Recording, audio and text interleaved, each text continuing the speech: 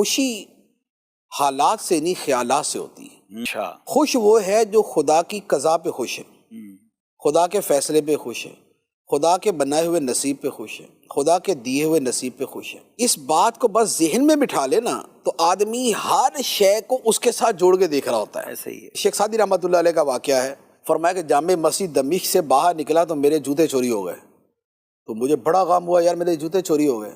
خیر میں ننگے پاؤں چلا اور آگے برج تھا، جب میں برج پہ آیا تو دیکھا کہ ایک بندہ وہاں پر بیٹھا اور اس کے دونوں پاؤں نہیں ہیں، تو میں نے کہا یا اللہ تیرا شکر ہے جوتے ہی گئے، اس کے تو پاؤں ہی گئے ہوئے۔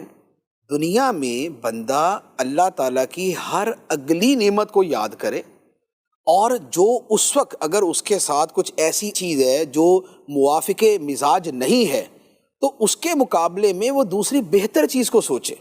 پازیٹیو تھنکنگ زندگی کی اتنی بڑی نعمت ہے، اور یہ پازیٹیو تھنکنگ جو ہے یہ بیسیکلی شکر کا دوسرا نام ہے۔